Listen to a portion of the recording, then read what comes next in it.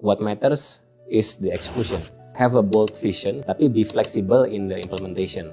Kalau di beberapa kampus, termasuk kampus saya dulu di ITB itu, Iya, Pak. kami itu tidak pernah diajarin tools-nya. Kami diajarin konsepnya. If else tuh begini gitu ya. Looping itu fungsinya untuk ini dan seterusnya gitu kan.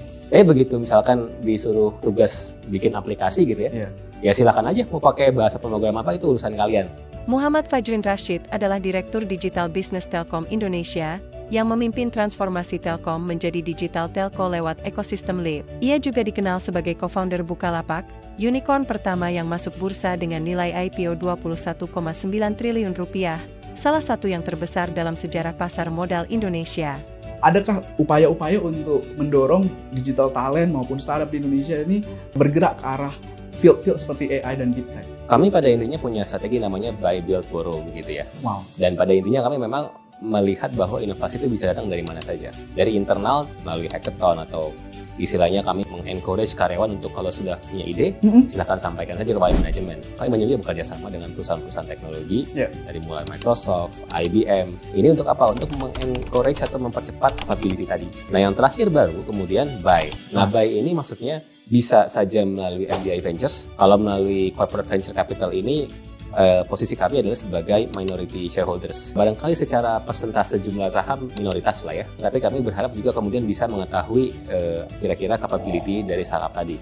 Big box produk AI kami secara revenue barangkali per tahun sudah di angka ratusan miliar rupiah lah. Kemudian Tijar, aplikasi sekolah kami sudah digunakan di ribuan sekolah di Indonesia gitu ya. Kemudian Padi UMKM ini adalah platform B2B commerce yang nilai transaksinya setahun itu sudah triliunan rupiah lah, kira-kira seperti itu. People overestimate what they can do in 1 year, tapi underestimate what they can do in 10 years.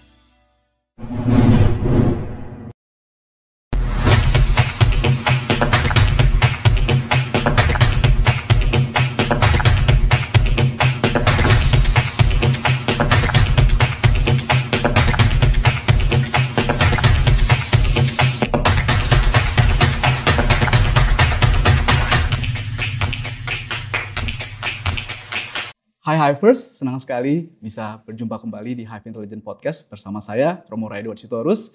Hari ini kita akan membahas tema yang sangat menarik, yaitu mengenai masa depan Deep Tech Startup dan juga Agentic AI di Indonesia.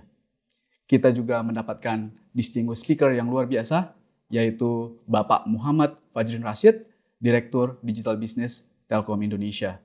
Selamat pagi, Pak Fajrin. Selamat pagi, Mas. Ya. Terima kasih atas waktunya, Pak. Sama-sama. Saya izin memperkenalkan Bapak yang sebenarnya tidak perlu diperkenalkan lagi ya. Pak Muhammad Fajrin Rashid adalah Direktur Digital Business Telkom Indonesia, BUMN telekomunikasi terbesar di Indonesia. Beliau memimpin transformasi Telkom menjadi digital telco melalui tiga domain utama, yaitu digital connectivity, digital platform, dan juga digital service.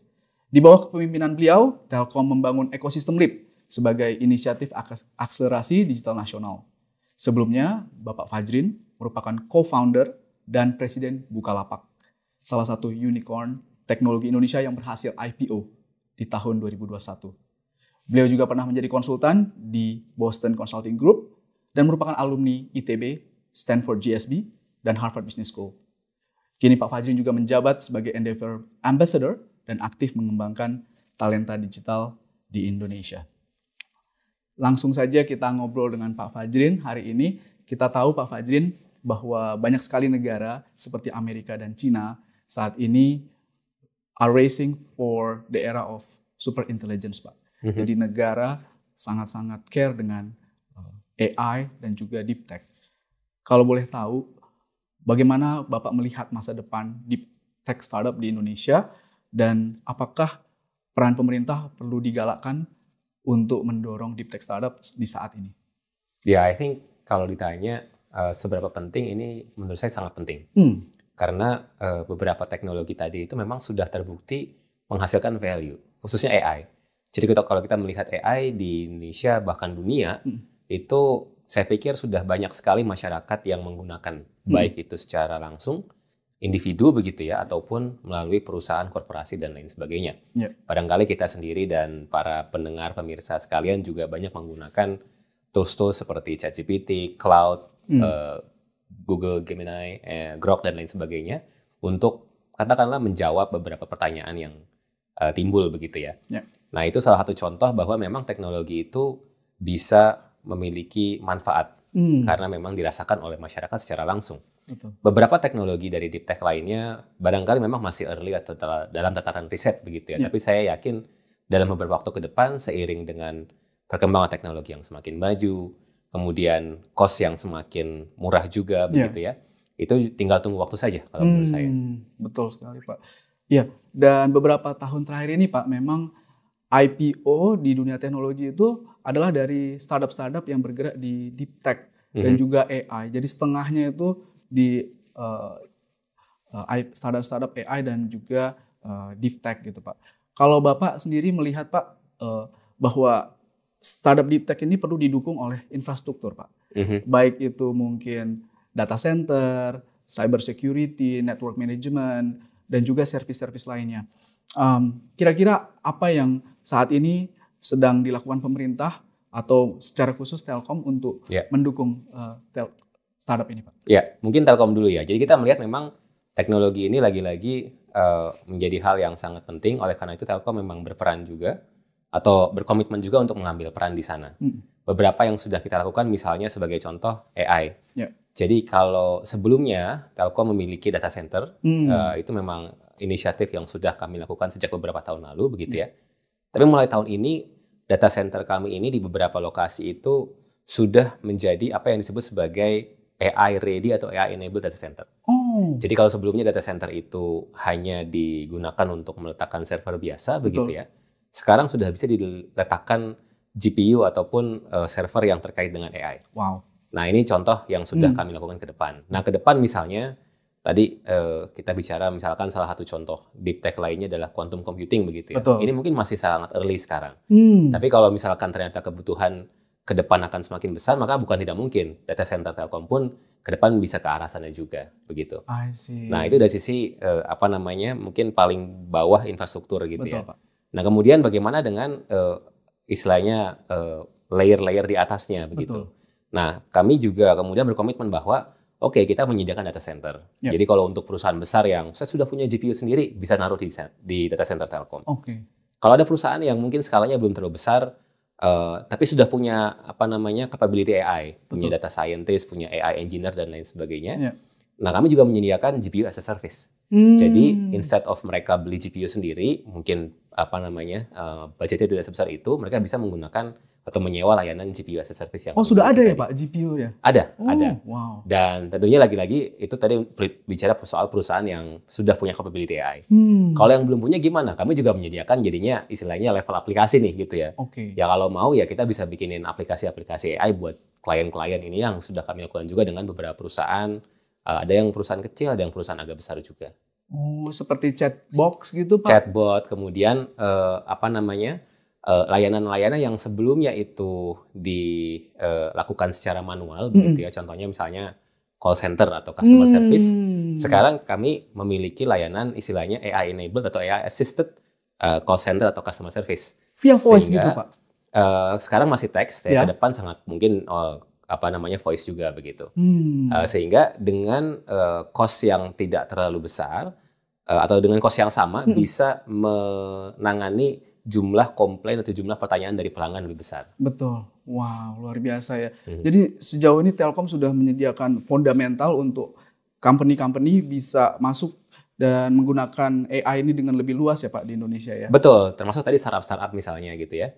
Infrastruktur AI jadinya sekarang bagi startup itu lebih beragam pilihannya. Tidak hanya di luar negeri tapi juga di dalam negeri juga. Luar biasa. Saya juga membaca Pak bahwa Telkom juga melalui MDI Venture itu membantu mengembangkan startup-startup di Indonesia secara luas, termasuk mungkin yang bergerak di deep tech seperti biotech, clean tech, AI gitu ya Pak. Sejauh ini bagaimana perkembangannya Pak dari sisi inkubasi dan pendanaan untuk startup-startup di deep tech?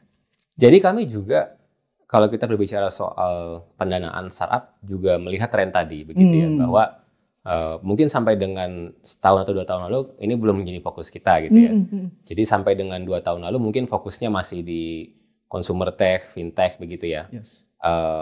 Kemudian agritech dan beberapa lagi lainnya gitu kan. Nah, mulai tahun ini kami juga memperluas ke deep tech juga. Wow. Contohnya AI tadi gitu. Betul, ya. Pak. Kemudian cyber security dan beberapa lagi lainnya terkait dengan climate tech gitu ya. Ini sesuatu yang sedang kami kami lihat juga. Memang belum ada startup yang kami invest, tapi mulai kami lihat. Kalau di cyber security sudah ada. Jadi ada satu startup yang kami invest baru-baru ini yang bergerak di bidang cyber security. Oh, menarik sekali.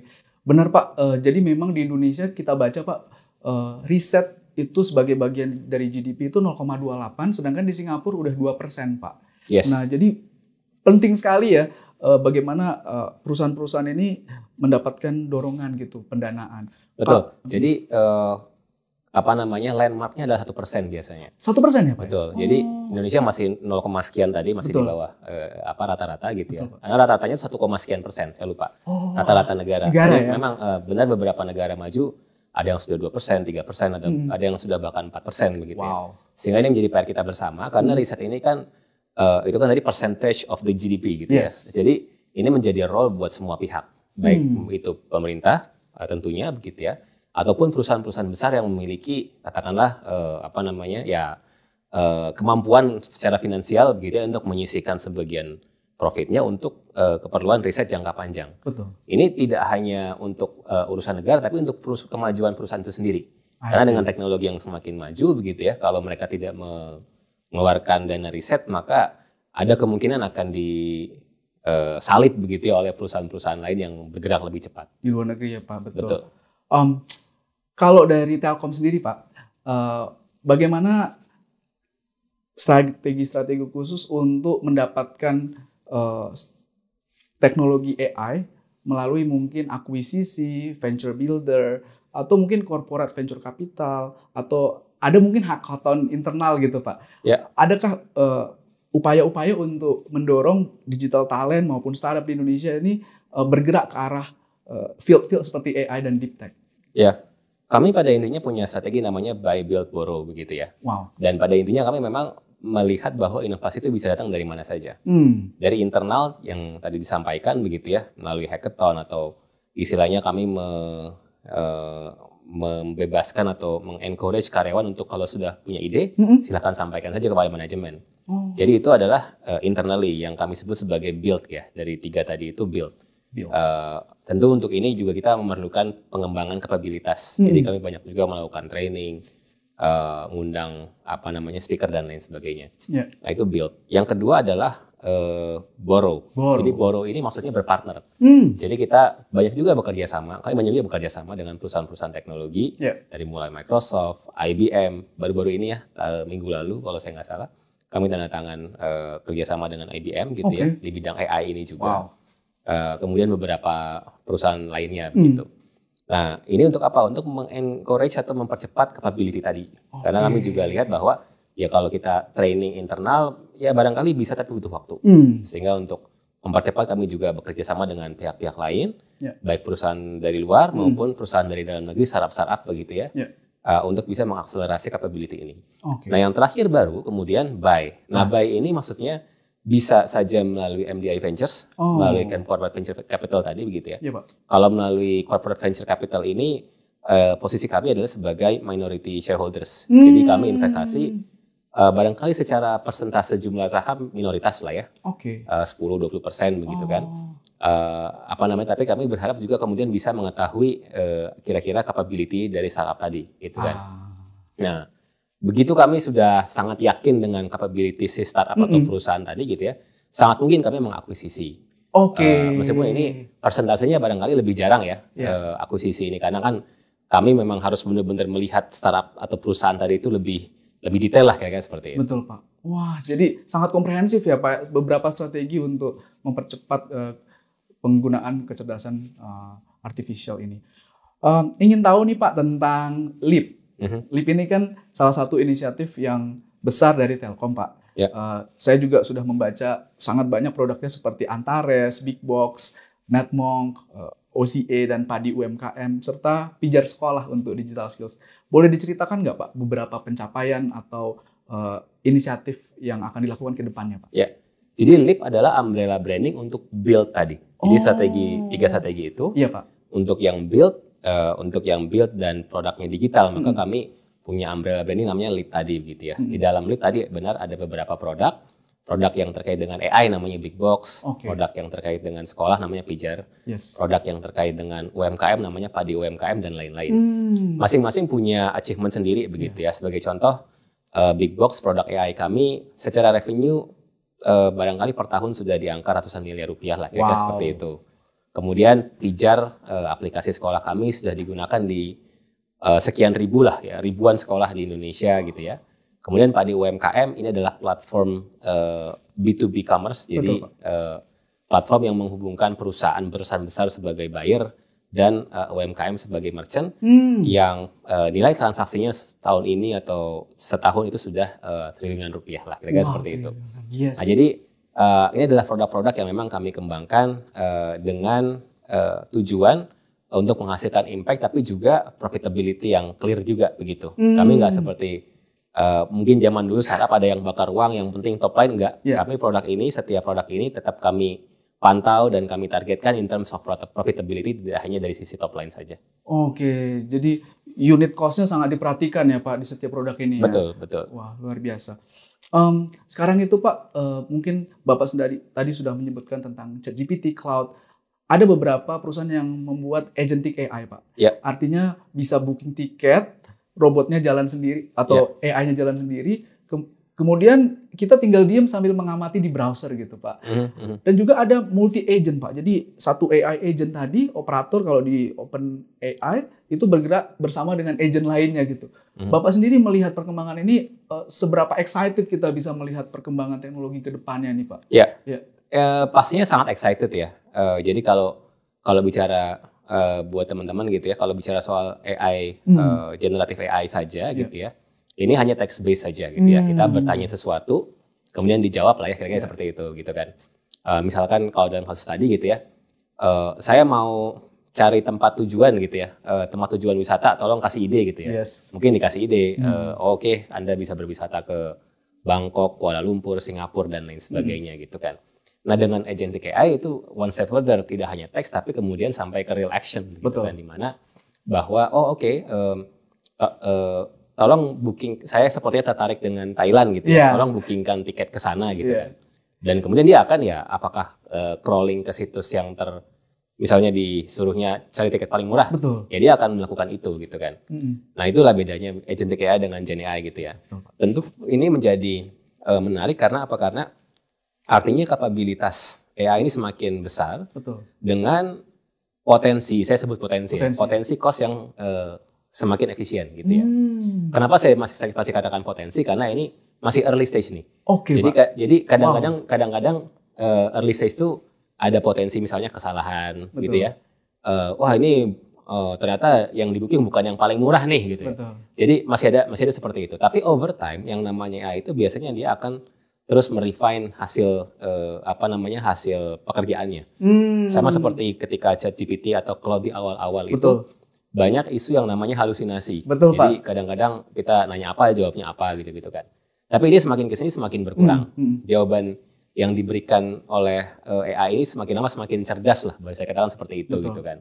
Nah itu juga sama. Jadi agentic AI dan juga kemudian nantinya multi agent atau multimodal itu akan menurut saya mengalami hal yang sama. Dalam arti mungkin sekarang masih belum terlalu canggih sehingga beberapa orang juga masih ada yang belum berani untuk secara langsung menggunakan itu begitu ya. Barangkali lebih sebagai untuk benchmark saja. Misalkan kalau saya juga banyaknya benchmark misalnya, tolong cariin tiket, kira-kira harganya berapa sih gitu kan. Harganya tiketnya ke sini 5 juta gitu kan. Jadi tapi kalau misalkan saya browsing nemu yang 4 juta sekian, saya langsung beli gitu. Karena ya aja nemunya 5 juta. Tapi kalau kemudian saya browsing nemu tiketnya kisaran 10 juta, berarti saya browsingnya belum terlalu terlalu detail nih gitu kan. Kira-kira seperti itu. Sama seperti ketika ketika kita zaman dulu menggunakan Gen AI untuk searching gitu ya, saya suka bilang ke ini, digunakan AI sebagai benchmark saja gitu kan. Jangan mentah-mentah diambil gitu ya, apalagi untuk yang sifatnya fakta. I see. Karena kalau fakta itu lagi-lagi kadang gitu ya, kadang suka itu masih Karena kan dia kan sebenarnya kan istilahnya training lah ya. Training itu ya artinya belum tentu benar 100% juga gitu. Dan ambil dari Wikipedia yang ditulis betul, orang kadang-kadang ambil dari mana gitu-gitu kan. Sehingga saya paling aman menggunakan AI itu untuk brainstorming. Karena nggak ada benar salah di situ. Benar, creative thinking, brainstorming ya Pak. Betul. Jadi kira-kira misalnya nanyanya seperti misalnya gini.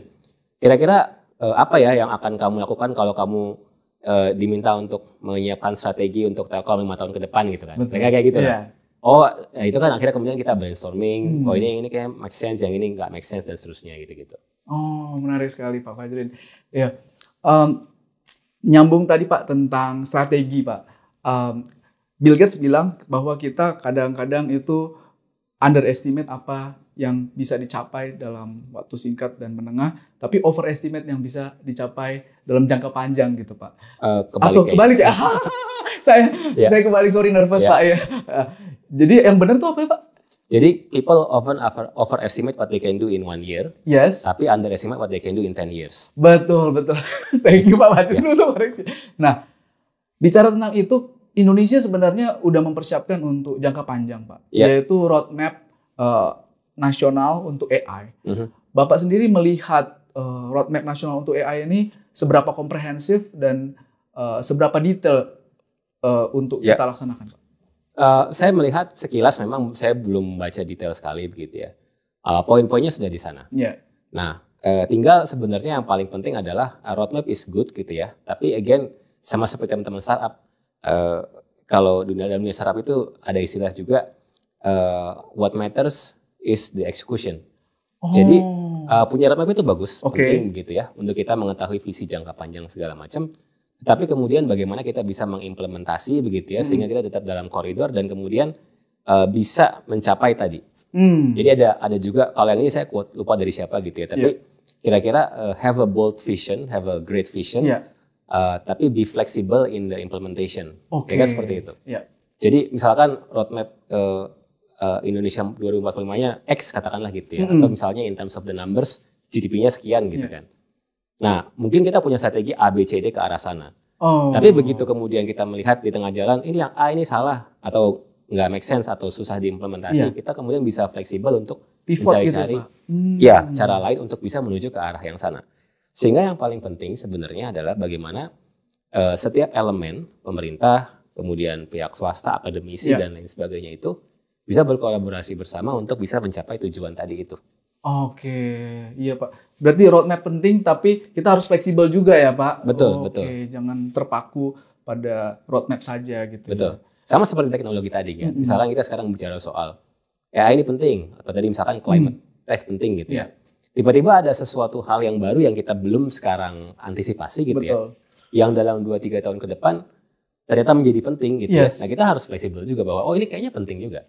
Itu juga yang kami lakukan di Telkom gitu ya. Kami juga ketika membuat istilahnya rencana strategis 5 tahun ke depan itu, kami membuka ruang untuk menyesuaikan tadi. Jadi nggak lantas kemudian misalkan sekarang ada agentic AI gitu ya.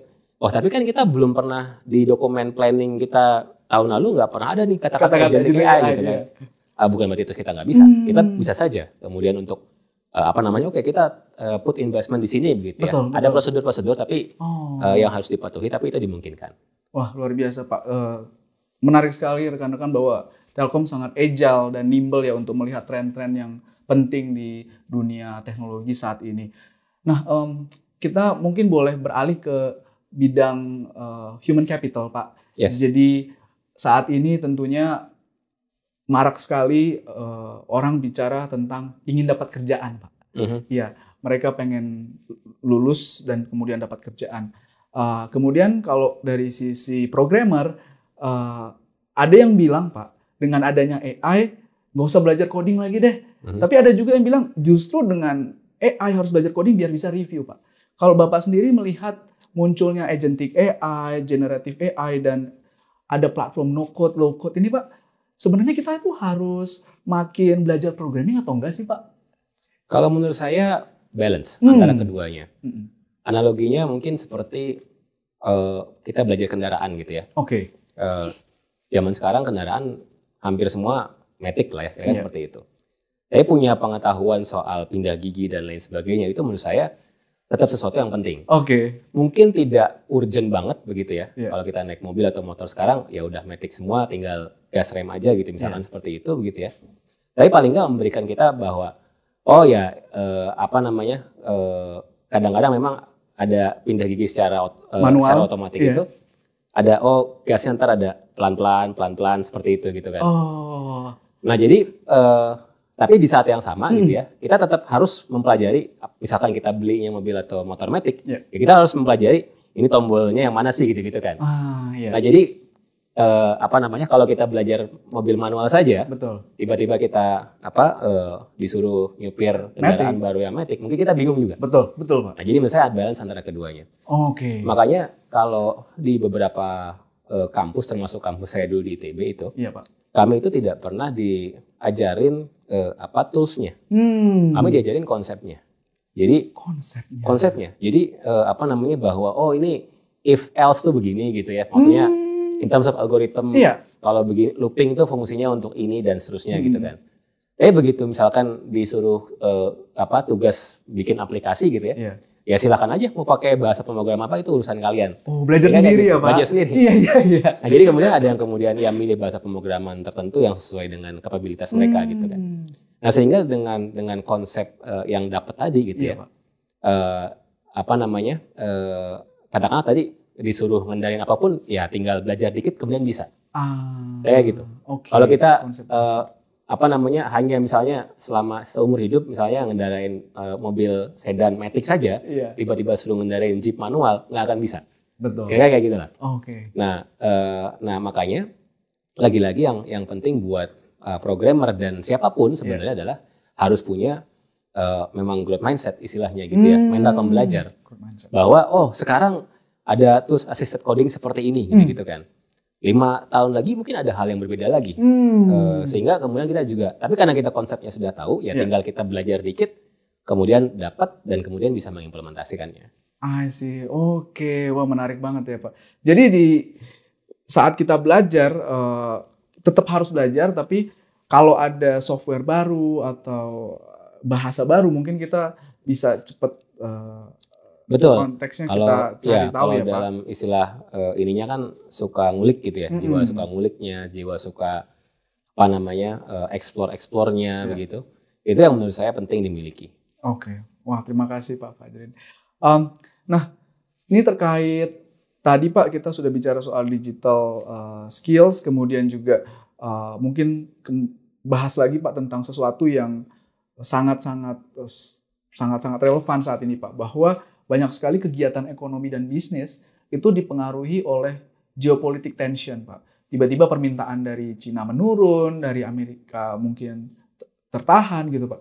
Nah, startup-startup yang baru muncul dan sangat bergantung pada profitability ini kan mungkin pertumbuhannya itu terganggu, Pak. Bapak ada nggak semacam saran gitu, Pak, untuk startup-startup yang mau berkembang saat ini? Ya, I think pertama yang paling penting kita fokus pada pelanggan kita. Jadi startup ini sebenarnya bergerak di bidang apa gitu ya? Fokus dalam memberikan value pada si customer tadi. Tentu di saat yang sama kita nggak boleh juga buta lah ya istilahnya terhadap dengan situasi global dan lain sebagainya. Terlebih misalnya gini, misalkan startup kita perusahaan besar, atau bahkan perusahaan MNC gitu ya, korporasi gitu seperti itu, korporasi internasional misalnya gitu. Nah, yang barangkali sangat terpengaruh dengan isu itu gitu kan.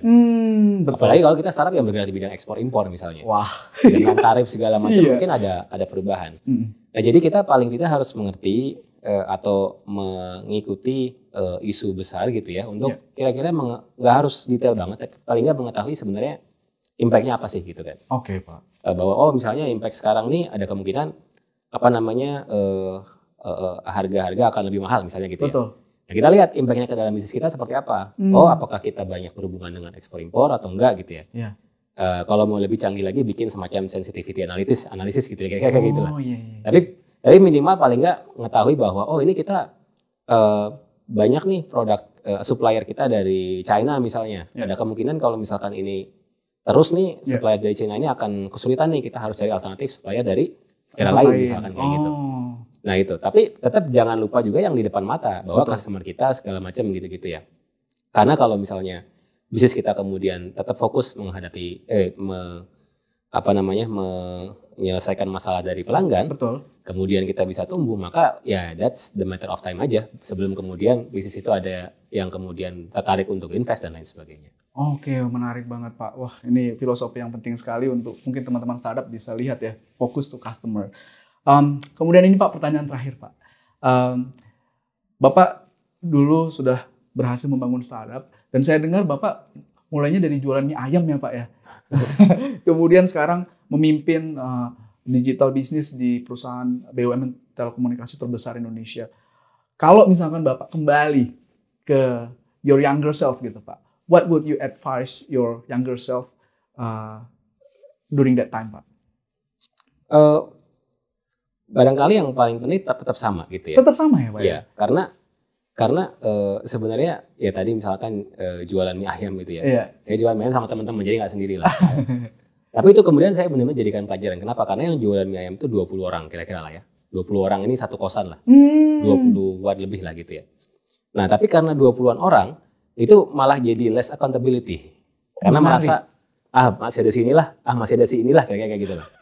Karena kan kami kan mahasiswa lah ya, jadi kita bikin warung mie ayam tuh di depan kosan kami lah, kayak gitu. Nah, sebenarnya kami tadinya punya semacam jadwal yang jelas in terms of siapa jagain jam berapa lagi kayak gitu kan. Nah, tapi tadi karena kemudian misalkan si A dan si B kebagian jadwal yang sama gitu ya. Kemudian si A ada kerjaan di kampus, masih ada si B. Si B juga berpikir yang sama. Jadi at some point of time tuh nggak ada yang jagain. sehingga kemudian customer nggak happy.